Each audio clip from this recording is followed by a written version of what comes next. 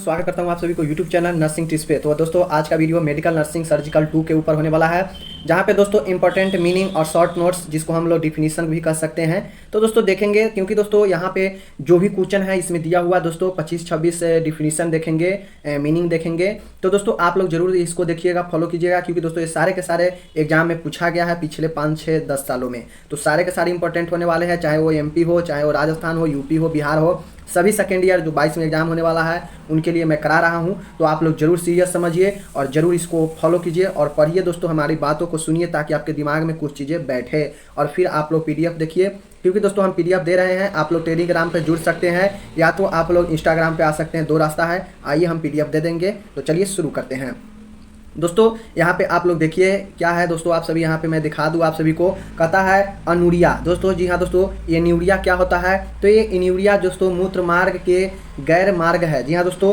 व्यवहार में इसके एक दिन में 100 मिलीमीटर से कम मूत्र के पारित होने के रूप में परिभाषित किया जाता है। दोस्तों अभी तक क्या समझे? यूनिरिया एक गैर मूत्र मार्ग है जो दोस्तों एक दिन में क्या होता है, 100 मिलीमीटर से भी कम मूत्र पारित मतलब निकलता है, बनता है और होने के रूप में परिभाषित किया जाता है। मतलब सीधा समझिए कि मूत्र जो होना चाहिए उससे कम बनना ही क्या कहलाता है? यूनिरिया कहलाता है। तो 1 नंबर में पूछता है दोस्तों, जहाँ पे डिफिनीशन में 1-1 नंबर का रहता है, तो वहाँ पूछेगा तो यूनिरिया का मीनिंग क्या होगा कि मूत्र का कम बनना क्या होता है? यूनिरिया कहलाता है। यूनिरिया अक्सर गुर्दे के कार्य में विफलता के कारण होता है। यह गुर्दे की पथरी या ट्यूमर जैसे कुछ गंभीर अवरोधों के कारण भी हो सकता है। जैसे दोस्तों गुर्दे की जब प्रॉब्लम होगा किडनी का, तो उसमें ट्यूमर होगा या दोस्तों जो स्टोन बनता है उसके कारण आपके मूत्र में कमी आएगा और दोस्तों इसके लिए आपको कहा जाता है कि अधिक से अधिक पानी पिए। तो यही यूनिरिया होता है।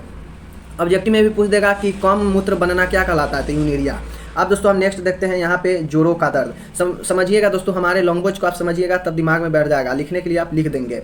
उसके बाद दोस्तों है जोड़ों का दर्द। जी हाँ दोस्तों, कहता है आर्थोलॉजिया। जी हाँ दोस्तों, आर्थोलॉजिया जो होता है साथियों, यहाँ पे देख सकते हैं आर्थोलॉजिया यूनानी अर्थो जोड़ से बना है। तो दोस्तों आर्थोलॉजिया जो होता है, ये शाब्दिक अर्थ है जोड़ों का दर्द। मतलब आर्थोलॉजिया का दोस्तों जो अर्थ होता है वो होता है जोड़ों का दर्द। आर्थोलॉजिया समझ सकते हैं, आर्थो मतलब हड्डी और लॉजिया मतलब दर्द होता है। विशेष रूप से आर्थोलॉजिया चोट, संक्रमण, बीमारी, विशेष रूप से गठिया में या दवा के लिए एलर्जी की प्रतिक्रिया का एक लक्षण है। जैसे आपको दोस्तों दवा कोई रिएक्शन कर गया, एलर्जी हो गया दवा से, या किसी चीज़ से एलर्जी है, या चोट लग गया है, या कोई संक्रमण बीमारी के कारण आपके हड्डी में जोड़ में दर्द है, जैसे गठिया होता है, हड्डी में जोड़ में दर्द, वही क्या होता है दोस्तों? वही होता है आर्थोलॉजिया, जोड़ों में दर्द। अब जोड़ों में दर्द कोई भी कारण हो सकता है, ये सारे कारण दिया है।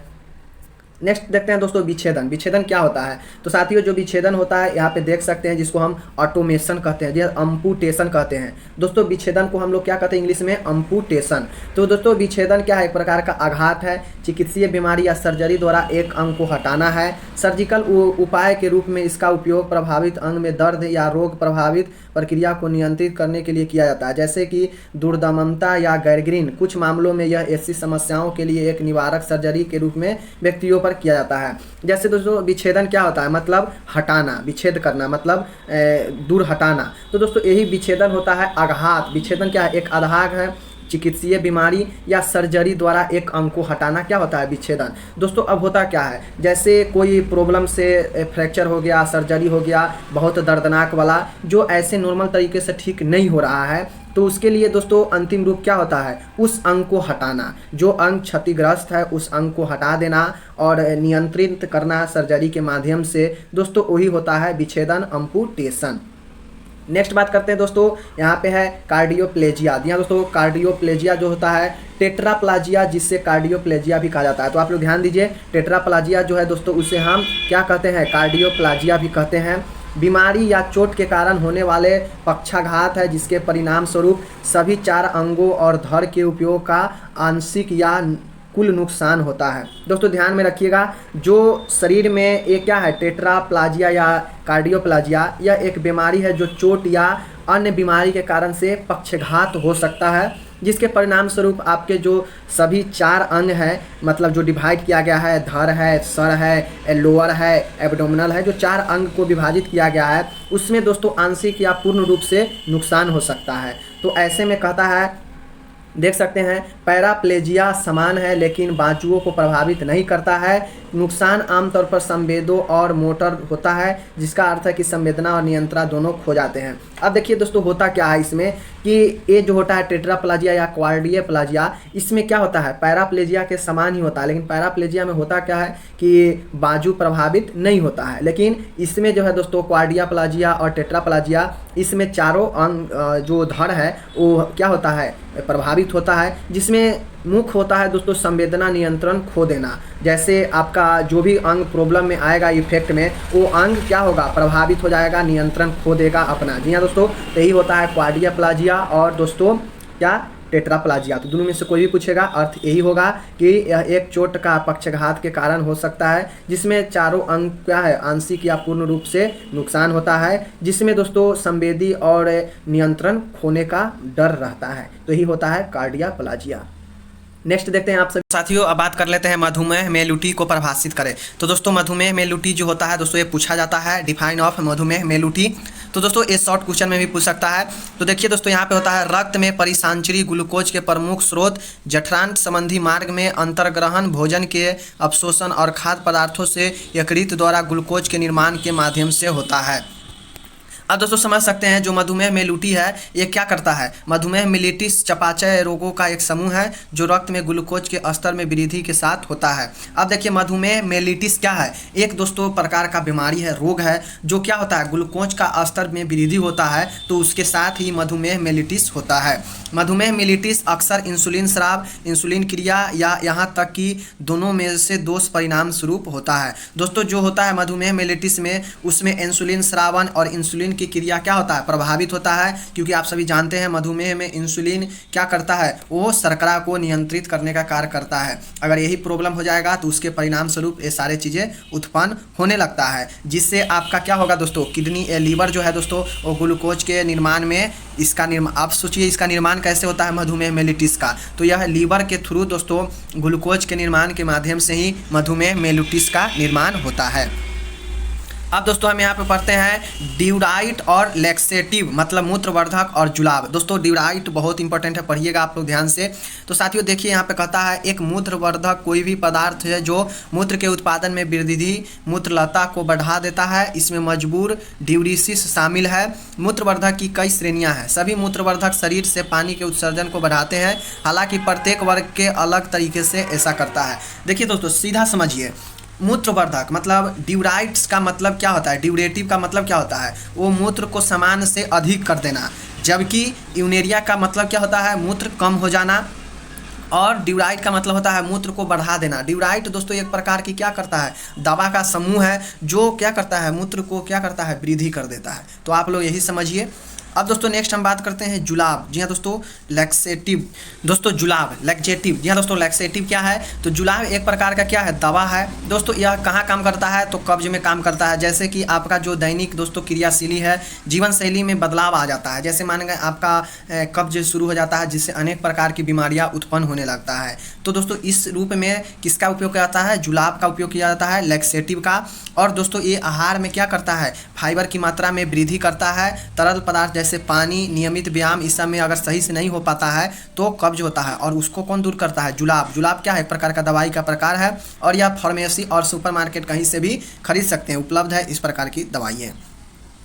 अब दोस्तों हम यहाँ पे बात करते हैं आप सभी के बीच में पैराप्लेजिया और हेमीप्लेजिया। जी हाँ दोस्तों पैराप्लेजिया और हेमीप्लेजिया क्या है, तो दोस्तों पैराप्लेजिया निचले छोरों के मोटर या संवेदी कार्यों में एक हानि है। यह शब्द लोनिक ग्रीक आधा त्रस्त से आया है। यह आमतौर पर रीढ़ की हड्डी की चोट या जन्मजात स्थिति के कारण होता है, जो रीढ़ की हड्डी की नहर के तंत्रिका मस्तिष्क तत्वों को प्रभावित करता है। दोस्तों ध्यान में रखिएगा पैराप्लेजिया क्या है, एक प्रकार का क्या करता है, यह संवेदी है, संवेदी में होता है, जिसमें आपके जो संवेदी जो सोचने का है, जो आपके क्रिया करने का है। जैसे आप समझिए कोई भी अंग है, आपके दिमाग तक जब उसका संदेश नहीं जाएगा कि क्या करना है, इस अंग से क्या करवाना है, तब तक वो कैसे काम करेगा। तो वही संवेदी दोस्तों है जो रीढ़ की हड्डी जो निचले भाग होता है वही खो देता है पैराप्लेजिया में। मतलब आपके जन्मजात से ही किसी का रीढ़ की हड्डी में प्रॉब्लम हो सकता है, या दोस्तों कोई चोट के कारण, क्षति के कारण ये हो सकता है, जिसमें आधा आपका क्या होगा रीढ़ की हड्डी जो है आधा चीज़ें हैं वो क्या होगा, खराब हो जाएगा। वैसे में क्या होता है, आपके मस्तिष्क तक आपके इस अंग को संदेश नहीं पहुंच पाता है कि क्या करना है क्या नहीं करना है, तो वही प्रभावित हो जाता है रीढ़ की हड्डी पैराप्लेजिया में, जिसमें दिमाग में संवेदी नहीं पहुंच पाता है, संदेश नहीं पहुंच पाता है कि क्या करना है क्या हो रहा है। अब दोस्तों हम बात करते हैं हेमीप्लेजिया। अब दोस्तों जो हेमीप्लेजिया है, मस्तिष्क क्षति या रीढ़ की छठी चोट के कारण होने वाले स्थिति जो शरीर के एक तरफ पक्षाघात की ओर ले जाती है। यह कमजोरी, मांसपेशियों के नियंत्रण में समस्या और मांसपेशियों में अकड़न का कारण बनता है। अब दोस्तों देखिए वो दोस्तों यहाँ पे एक क्या था समझिएगा, पैराप्लेजिया कहेगा तो पैराप्लेजिया रीढ़ की हड्डी और या दोस्तों निचले छोर या रीढ़ की हड्डी, ये सब में क्या होगा, संवेदी कार्य ठीक से नहीं हो पाएगा, मस्तिष्क तक हमारा संदेश नहीं जा पाएगा, जिससे वह अंग प्रभावित होगा। और दोस्तों क्या होगा, रीढ़ की हड्डी में चोट या जन्मजात भी पैराप्लेजिया हो सकता है। लेकिन हेमीप्लेजिया क्या है दोस्तों, हेमीप्लेजिया तो आपको मस्तिष्क तक वही है, दोनों लगभग वही है कि संदेश मस्तिष्क तक सही से नहीं पहुंच पाता है। क्यों नहीं पहुंच पाता है कि आपका चोट लगा होगा, चोट के कारण या कोई क्षति के कारण वो अंग प्रभावित होगा, जिसके कारण वो अंग का संदेश आपके दिमाग तक नहीं पहुंच पा रहा होगा, जिसके कारण क्या होता है दोस्तों, आपका वो जो मांसपेशी है वहाँ का कमज़ोर पड़ जाएगा, उस मांसपेशी में नियंत्रण नहीं हो पाएगा और वो अकड़न होने लगेगा, यानी जो दर्द पेन होता है वही अकड़न मांसपेशी में होने लगेगा। तो मूल रूप से हेमीप्लेजिया जो क्षतिग्रस्त अंग है वहाँ के मांसपेशी में होने वाले प्रॉब्लम, नियंत्रण खो देना और अकड़न होना ही हेमीप्लेजिया होता है। अब दोस्तों हम बात करते हैं यहाँ पे आप सभी के बीच में, कहता है लोहे की कमी से एनीमिया। दोस्तों आयरन डिफिशियंसी एनीमिया, मतलब एनीमिया होता क्या है देखिए, तो आयरन की कमी से होने वाले एनीमिया एक समान प्रकार का एनीमिया है। यह ऐसी स्थिति जिसमें रक्त में पर्याप्त स्वस्थ लाल रक्त कोशिकाओं की कमी होती है। एनीमिया क्या है दोस्तों, एनीमिया में क्या होता है, जब आपके शरीर में एनीमिया होगा तो उस वहाँ पे आपके रक्त में आरबीसी जो होता है दोस्तों, आरबीसी क्या होगा, कम हो जाएगा।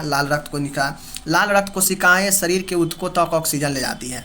अब जो आपके शरीर में जितना ऊतक है, जिसके द्वारा हमारा शरीर का क्या होता है, संरचनात्मक एवं क्रियात्मक इकाइयाँ पूरा होता है, वही कोशिका तक ही क्या होगा, ऑक्सीजन नहीं ले जाएगा, क्योंकि आप सभी जानते हैं आरबीसी के ही थ्रू ऑक्सीजन ब्लड के द्वारा सभी तक जाता है, शरीर के सभी अंग तक। जैसा कि नाम से ही स्पष्ट है कि आयरन की कमी से होने वाला एनीमिया अपर्याप्त आयरन के कारण होता है। दोस्तों आपके शरीर में पर्याप्त आयरन नहीं मिलेगा तो एनीमिया रोग होगा और यह एक समान प्रकार का एनीमिया होगा। एनीमिया में क्या होता है, आरबीसी आपके शरीर में कम जाएगा ब्लड में, जिससे क्या होगा, ऑक्सीजन कोशिका तक नहीं पहुँच पाता है। अब दोस्तों आज का वीडियो में हम ये लास्ट देखेंगे और जो बच जाएगा उसको हम अगले पार्ट में देखेंगे। दोस्तों यहाँ पे जो है जिगर का फोड़ा, लीवर अवशेष, जी हाँ दोस्तों जिगर का फोड़ा होता है, लीवर का अवशेष को हम जिगर का फोड़ा भी देखते हैं। अब दोस्तों आप लोग ये मत कहिएगा कि लीवर मतलब यकृत होता है, हम इसको लीवर के अवशेष को जिगर का फोड़ा कहते हैं। अब ये होता क्या है देखिए, लीवर फोड़ा लीवर के अंदर मवाद से भरा द्रव्यमान होता है। देखिए दोस्तों ये क्या होता है, जो जिगर का फोड़ा होता है वो दोस्तों लीवर फोड़ा, लीवर के अंदर मवाद मतलब घाव जो हो जाता है ना दोस्तों, और सभी जानते हैं घाव में क्या होता है, पस होता है, द्रव होता है, कचाव, पोर्टल सिरा के माध्यम से फैलने वाले हेमेटोजेनस के कारण, समान कारण पेट स्थिति जैसे एपेंडाइटिस या डाइवर्टिकुलिटिस। अब दोस्तों कोई देखिएगा कहते होइएगा कि किसी को घाव हो गया है, किसी को लीवर में घाव हो गया, लीवर बड़ा हो गया है, मवाद भर गया है, तो वही दोस्तों क्या होता है जिगर का फोड़ा, कि मतलब घाव हो जाना, द्रव्यमान, मवाद, पस ये सब भर जाना, जिसमें दोस्तों एपेंडाइटिस हो सकता है या डाइवर्टिकुलिटिस हो सकता है। तो जिसके कारण क्या होता है, लीवर का फोड़ा होता है। समान रूप से समझिए, लीवर में घाव हो जाना, उसमें द्रव्यमान, मवाद, पस हो जाना, यही सब क्या होता है, जिगर का फोड़ा है, जिसमें समान रूप से क्या दोस्तों जैसे एपेंडिसाइटिस या डाइवर्टिकुलिटिस है। तो दोस्तों ये था इम्पोर्टेंट, और बाकी जो बच गया दोस्तों ये हम देखेंगे कल, और इसका आधा दोस्तों बहुत इंपॉर्टेंट है और हमने कराया है दोस्तों। ये शॉर्ट नोट्स और डिफिनीशन में पूछा जाएगा सेकेंड ईयर वाले के लिए, तो आप लोग घबराइए मत, बहुत इंपॉर्टेंट हम करा रहे हैं, वही अभी जो एग्जाम में पूछा गया है। तो दोस्तों आप लोग देखिए, प्रैक्टिस कीजिए, जैसे ही दोस्तों समय नज़दीक आएगा हम आपके लिए टोटल दोस्तों प्रीवियस ईयर का क्वेश्चन एक ईयर का सॉल्यूशन के साथ कराते चलेंगे, जिसका आपका एग्जाम में दोस्तों कोई प्रॉब्लम नहीं होगा। तो मिलते हैं अगले वीडियो में, तब तक धन्यवाद। पीडीएफ के लिए दोस्तों हमें संपर्क कीजिए, पीडीएफ देंगे अगले वीडियो में, और इंस्टाग्राम या दोस्तों आप सभी जुड़ सकते हैं टेलीग्राम पे, जहाँ पे आपको पीडीएफ मिलेगा। धन्यवाद।